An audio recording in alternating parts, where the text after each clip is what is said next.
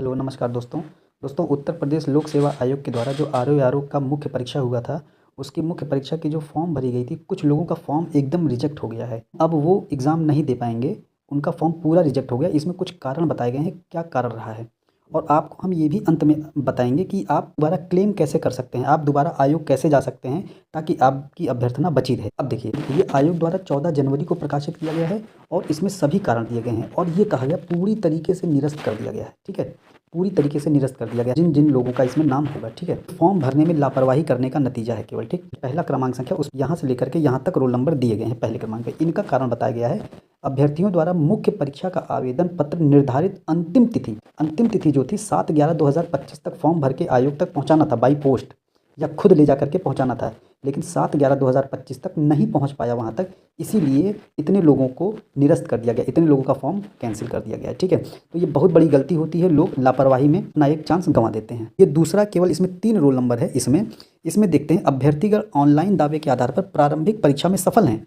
प्रारंभिक परीक्षा में तो सफल हो गए थे, लेकिन मुख्य परीक्षा के आवेदन पत्रों की संनिरीक्षा में पाया गया कि इनके द्वारा मुख्य परीक्षा का आवेदन पत्र संलग्न न कर केवल शैक्षणिक अभिलेख संलग्न किया गया है। मतलब जो आयोग ने फॉर्म दिया था ना भरने के लिए, वो फॉर्म नहीं भरा है इन्होंने केवल अपने ग्रेजुएशन तक या पोस्ट ग्रेजुएशन तक जितनी भी इनकी शैक्षिक उपलब्धियां थी, ये लोग केवल उतना ही फॉर्म भर के दे दिए हैं। जबकि आयोग क्या मांगता है, पूरा सर्टिफिकेट मांगता है, पूरा जो आयोग फॉर्म देता है उस फॉर्म को फिल करके पूरा भर करके जमा करने को कहता है। तो यहाँ पर ये इन लोगों से गलती हुई है। ठीक है, अब ये देखिए तीसरा कारण देखते हैं। ये 3 रोल नंबर है। स्नातक आवेदन की अंतिम तिथि 9/11/2023 के बाद उत्तीर्ण होने के कारण, मतलब 9/11/2023 के पहले इनका स्नातक नहीं हो पाया था। मतलब ये केवल फॉर्म भरे थे कि देखते हैं पास हो पाएंगे कि नहीं, और ये पास हो गए थे, लेकिन इनका स्नातक बाद में हुआ था, इसलिए इनकी अभ्यर्थना निरस्त कर दी गई है। चौथे पॉइंट में भी 3 रोल नंबर हैं। अभ्यर्थी केवल सहायक समीक्षा अधिकारी है, प्रारंभिक परीक्षा में सफल हैं। ये ध्यान रखिएगा, इसमें जितने भी रोल नंबर आ रहे हैं, कोई भी अब मेंस नहीं दे पाएगा। ठीक है, लेकिन आप लोगों के पास एक मौका है, अभी बताएंगे लास्ट में ही चूंकि जिक्र किया गया है, बताएंगे कि आप लोग कैसे वहां पर जाकर के अपना आवेदन कर सकते हैं, कब तक कर सकते हैं। इनके द्वारा कंप्यूटर से संबंधित CCC का अभिलेख संलग्न किया गया। भैया CCC तो मांगा ही नहीं जाता है, लेखपाल में CCC मांगा जाता है, इसमें O लेवल मांगा जाता है इसमें। ठीक है, O लेवल आप लोगों को भेजना चाहिए था। इसमें जिनका ये 3 जो अभ्यर्थी रहे, इन्होंने CCC का भेजा है, इसलिए इनका निरस्त हो गया। अब ये लोग भी पेपर नहीं दे पाएंगे। 5वें में केवल 1 रोल नंबर है। इन्होंने क्या किया है, जैसे कंप्यूटर का O लेवल मांगा था, तो इन्होंने MA कंप्यूटर ज्योग्राफी दे दिया, जबकि MA कंप्यूटर साइंस का लगाए होते तो इनको मेंस देने का मौका मिलता, लेकिन इन्होंने MA कंप्यूटर ज्योग्राफी के रूप में उसको जमा किया था, अपना आवेदन किया था, तो इसलिए इनका MA कंप्यूटर ज्योग्राफी कारण इनका निरस्त हुआ है। ठीक है, ये ध्यान देना है, अगली बार से ये सब गलतियां नहीं करनी है। 6ठे में कुछ रोल नंबर हैं। इनकी क्या गलती रही है, ये सहायक समीक्षा अधिकारी के लिए पास तो हुए, लेकिन इनके द्वारा कंप्यूटर से संबंधित कोई भी अभिलेख संलग्न नहीं किया गया है। मतलब इनके पास भी कोई भी कंप्यूटर से संबंधित जो दस्तावेज मांगे गए थे, जो योग्यता निहित थी, वो नहीं थी इनके पास योग्यता। ये लोग भी केवल जो है देखने के लिए फॉर्म भरे थे, देखें हम लोग प्री पास हो पाते हैं कि नहीं, और पास तो हो गए थे ये लोग, लेकिन अब अगली बार आप लोग O लेवल कर लीजिएगा। ठीक है, 7वें में ये रोल नंबर है। इनमें क्या है कि ये भी O लेवल का जो है, इनका O लेवल तो कंप्लीट था, लेकिन इनका O लेवल 9/11/2023 के बाद था। ये 9/11/2023 के बाद पास हुए थे O लेवल। ठीक है, जबकि मांगा क्या गया था 9/11/2023 के पहले का। ठीक, इनका ये कारण था।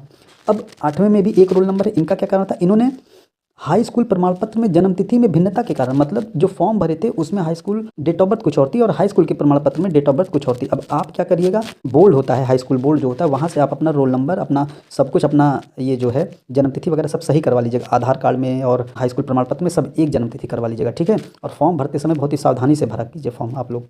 अब ये देखिए 9वें में भी केवल 1 रोल नंबर है। इन्होंने EWS श्रेणी से फॉर्म भरा था, लेकिन जब आवेदन मेंस का फॉर्म भर रहे थे तो ये कह रहे थे कि हमको EWS में ना लीजिए, हमको जनरल में ले लीजिए, हमारा फॉर्म जनरल में एक्सेप्ट कर लीजिए, तो इसलिए इनकी अभ्यर्थना निरस्त कर दी गई है। ठीक है, ये ध्यान दीजिए।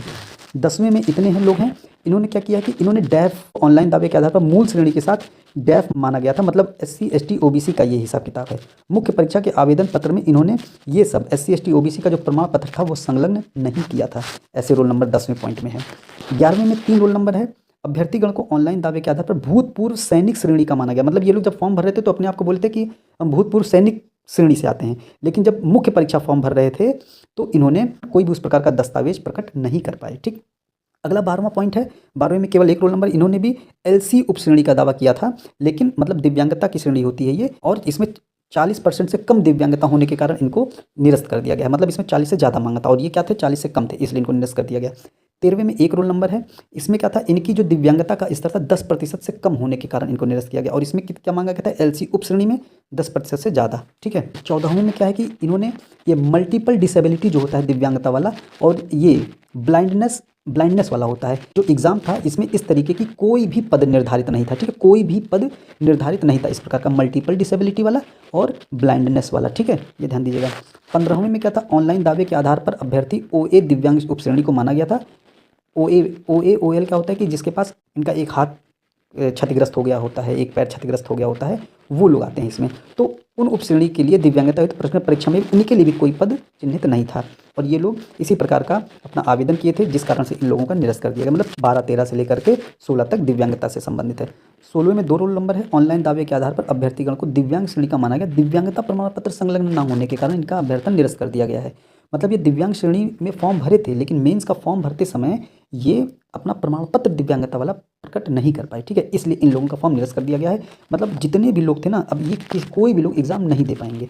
लेकिन ध्यान दीजिएगा, अपील आप लोग कर सकते हैं 20 जनवरी 2026 तक।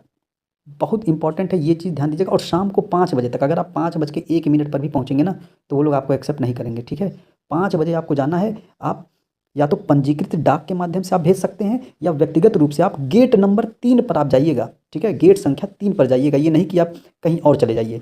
गेट संख्या 3 पर आप व्यक्तिगत रूप से भी जा करके अपना जो अपील है, अपील कर सकते हैं। अपना आप दस्तावेज ले जा करके आप प्रस्तुत हो सकते हैं। ठीक है, जिन्होंने केवल शैक्षणिक अभिलेख संलग्न किया था, इनका तो उम्मीद है एक्सेप्ट हो जाएगा, क्योंकि 20 तारीख के पहले जाएंगे ये, और अपना सब फॉर्म वार्म लेकर के जमा करके भर देंगे। तो इनका तो, ये 3 लोगों का तो उम्मीद है कि हो जाना चाहिए पूरा।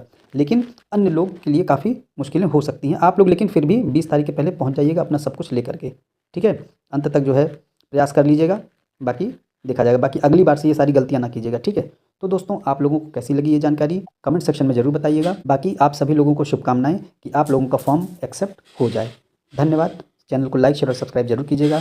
धन्यवाद। जय हिंद, जय भारत।